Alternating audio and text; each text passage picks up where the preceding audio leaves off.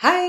If you've been to this channel before, welcome back. I really do appreciate you. And if you're new to this channel, welcome! My name is Ira and I make video essays about different topics while painting something. If that sounds like something that you would be interested in, then consider subscribing to my channel. So I began thinking about the topic of today's video as I was reading George Orwell's 1984.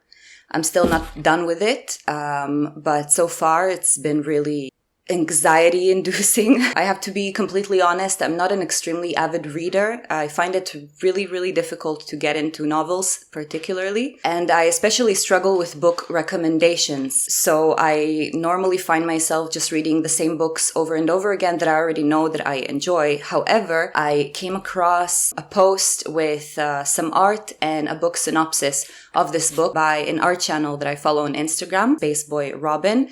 And the synopsis that he gave was extremely intriguing, and so I decided to start reading the book. I'm a bit traumatized by it, but in a good way, if that makes sense. The topic that I began thinking about, encouraged by reading this book, is the past. More specifically, I started thinking about the question, should we be allowed to erase the past just because we are afraid of the manner in which it still affects the present and could possibly affect the future? While I will touch a little bit about the book and discuss what about it in particular made me think about this question, our case study for today will actually be a very controversial museum, and that is the Lombroso Museum of Criminal Anthropology in Turin. And before we go ahead and start the video, I just want to say that everything in this video is just an opinion or a thought process as I try to develop it. If you disagree with anything I say or you think that I disregarded something important, then please, by all means, let me know in the comment section. I really enjoy the discourses that we had on the last video. Even if you completely disagree with everything I say, my opinions are always ready to be changed. I love challenging the way that I think. That being said, without any further ado, let's paint an essay.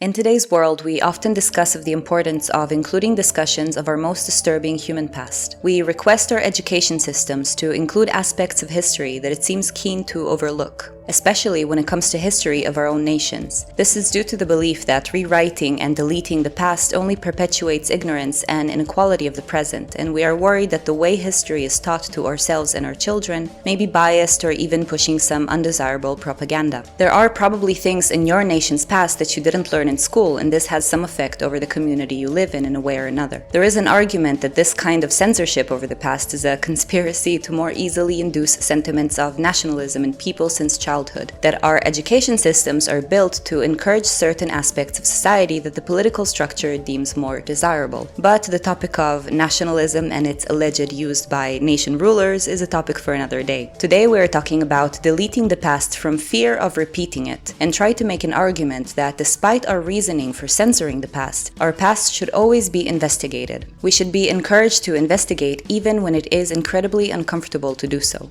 My thoughts on this matter began formulating as I recently started reading George Orwell's 1984. The book is a social science fiction published in 1949, which throws the reader into a dystopian future. We discover this reality through our protagonist Winston, who doubts his government without being able to know if the reality that is painted for him by the Big Brother and his policing of thoughts, opinions, critiques, and free will is in fact reality. His journey of exploring this begins by investigating the past, which Big Brother is rewriting by the day. Historical events, documents, books are either erased or rewritten. Words are dropped from the legal language and replaced by other, less expressive words or just concepts, which also discusses the power of language over our reality and how we perceive it. In the book, the past is altered to such an extent that the present is completely incomprehensible. Things that were said and documented yesterday will be changed or deleted by morning time. Things that were thought to be true in the morning will no longer be by noon, and so on. The controlling over what we are allowed to be exposed to is very much connected to policing of what thought processes we're allowed to have. By erasing the past, we make the discourse of it sinful. By limiting the discourse, we prevent the process of individual thinking. This brought me to think that we should hold some suspicion over the demands of some to hide the past, because this act, in my opinion, stems from a need to control the narrative of the present, which is something I think no one should be allowed to do. So today I would like to examine the thought process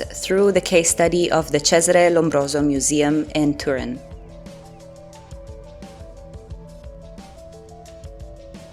Cesare Lombroso was born in 1835 in Italy and was a medical doctor who pursued scholarly studies in psychiatry, anthropology, criminology, and forensic medicine. He dedicated his professional career to developing his theory that criminals are not made, but are born. Being highly influenced by Darwin's On the Origin of Species, Lombroso attempted to apply the variation of species idea to anthropology and claimed that those with dangerous, criminal, and violent minds have specific physical characteristics that could be studied and analyzed with the purpose of predicting an individual's criminal tendencies prior to the crimes being committed. Today it is claimed that Lombroso, like many other scholars of the time who misused Darwin's work to try and prove different racism theories, didn't actually understand Darwin's explanation on natural selection and therefore based his theory on extremely unscientific assumptions. As you may already guess, his theory was mostly focused on specific physical attributes such as skin color and specific facial features, and in general was extremely racist. His theory was naturally debunked later, and his work is considered today to be pseudoscientific at best and is used as an educational example for the misuse of science and misinterpretation of Darwin specifically. This type of misappropriation of Darwin's work to explain social phenomena under bigoted beliefs and motives is commonly dubbed social Darwinism.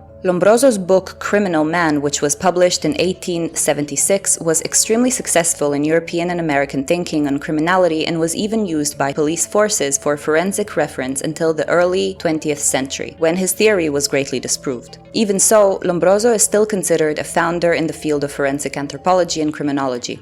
The Lombroso Museum of Criminal Anthropology was created in Turin in the year 2009 and displays human remains, photographs, documents, and physical evidence, as well as artistic works created by asylum and prison inmates. The museum was created with the purpose to educate regarding the faulty theory upon which Lombroso's research was built, as the webpage reads. The new museum displays are also intended to provide the visitor the conceptual tools to understand how and why this controversial scientist came to formulate the theory of criminal atavism and what were the errors in his scientific method that led him to found a science that turned out to be so erroneous.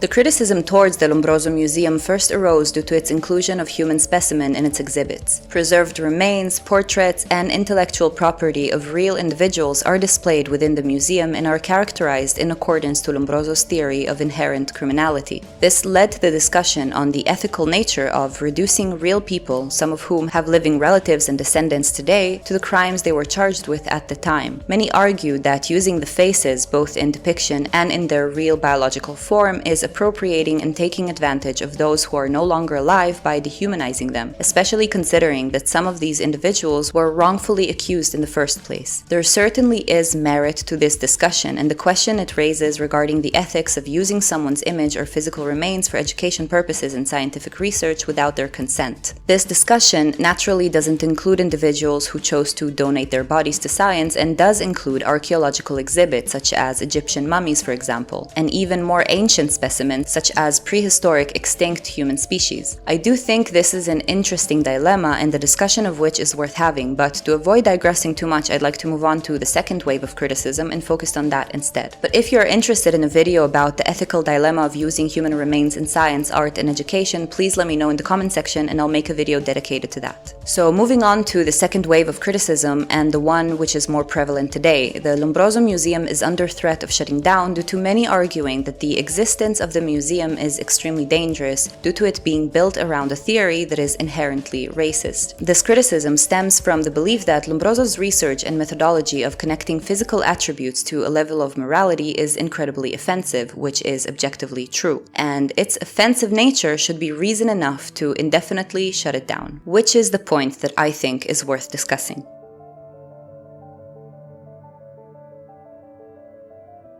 In Judging the Past, Blaming the Past, Hailing the Past, Zoltan B. Simon discusses the different outlooks of the human past as they relate to how the past is perceived to influence the present. The difference in judging the past and blaming the past lies mainly on whether we wish to find a culprit and hold it accountable. The article follows the idea that the past doesn't simply cease to be the more time goes by, and historical events, past movements and social forces, past ideas and beliefs are still infused within the present. It argues the importance of reflecting on the past and using it to propel discussions which encourage reflection, accountability, and most importantly, progress in social justice issues, rather than focusing on who's to blame or simply stating that something that happened in the past was wrong. Applying Zoltan B. Simon's discussion to our topic of deleting the past, I'd like to argue that seeking to hide a dark past from sight is essentially blaming the past without allowing it to take part in any beneficial discourse. What is the point of labeling something as bad or dangerous only to then wipe its memory from the face of the earth? Surely we would like to constantly examine the past openly so that we could confirm how bad it was and why it happened, so that instead of simply blaming whoever is the culprit, we make sure that we, who came after the culprit had gone, still hold ourselves accountable. If we erase the dark past, we don't allow the reflection over it, and I believe this is at least in part the purpose. It is essentially saying that the people of the present and those of the future aren't to be trusted with using the past to create responsible dialogue. So, in the aim of controlling the narrative, the dialogue shouldn't be allowed to take place.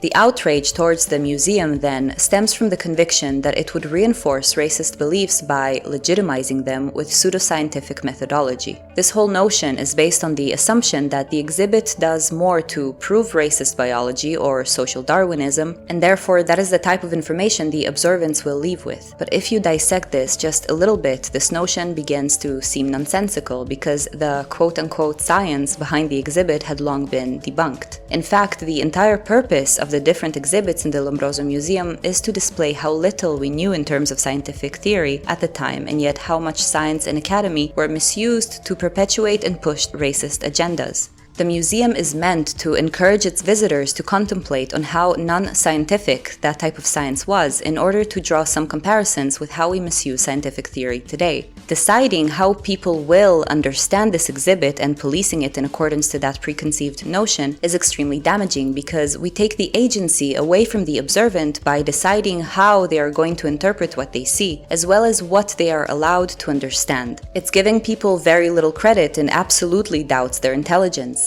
Now, there is the opposite notion that not considering how people might interpret the dark past might lead to them being tempted by it or agree with it, which would lead to them praising aspects of the past that lead to bigotry and violence. In my opinion, keeping the discourse on our dark past alive is by no means equal to praising the past or disregarding how harmful it was. There are those who believe we must acknowledge the past and contemplate over its horrific consequences to avoid repeating it. A great example, in my opinion, is the Communism Museum in Prague, which serves an educational purpose. Despite how anti-communist the Czech government is, and despite the fact that encouraging communism in the Czech Republic certainly isn't acceptable, discourse over the concept of communism isn't discouraged at all. Going back to the Lombroso Museum, even if the exhibit specifically would give further credence to help serve as confirmation bias to people who are racist, demanding to close that exhibit down will likely push that confirmation bias even further, because then you hand them the tool of, well, this is censorship, which in my opinion serves as a much stronger case of confirmation bias. It's a they don't want us to see the exhibit because they don't want the truth to come out kind of conspiratory thinking, which will make them believe there is a lot in this museum to support racist science, when in reality the purpose of the Lombroso Museum is to disprove it and show how horrifyingly harmful it was to begin with. In fact, the Lombroso Museum holds exhibits which add another layer of critique over the theory. For example, the Face-to-Face project, which is a photographic exhibit by photographer Davide Dutto held in the Lombroso Museum between 2015 and 2020, also named Face-to-Face Against Prejudice. The purpose of the exhibit is described as to reflect with the prisoners about the subject of prejudice, to make the outside society aware of the fallacy of the preconceptions with which we look at people and ourselves. It reads, "It is no coincidence that the exhibition Face-to-Face is hosted at the Lombroso Museum. It was Cesare Lombroso between the second half of the 1800s and the early 1900s who collected photographs to demonstrate the connection between the physical characteristics of individuals and their predisposition to crime."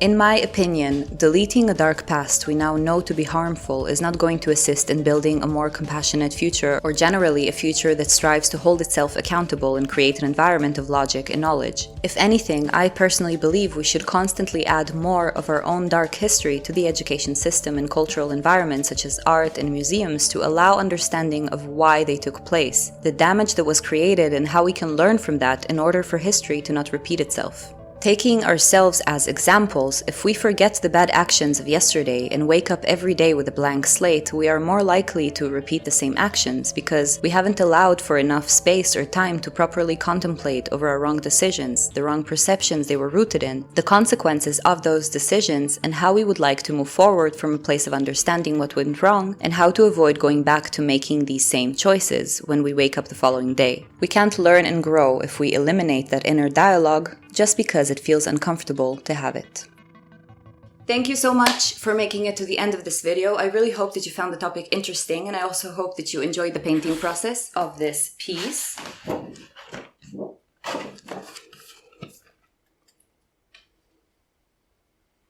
Probably my favorite painting ever. I'm really pleased with how it came out.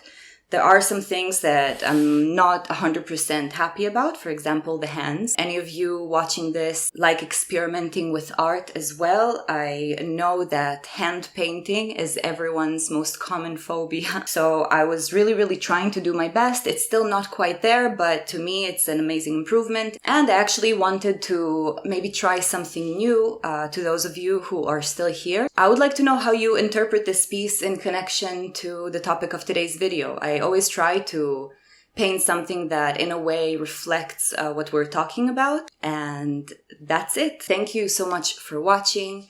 Thank you for making it this far. Like this video if you enjoyed it. Dislike the video if you didn't enjoy it. Consider subscribing to my channel if you enjoyed this type of content. Stay safe, and I'll see you next time.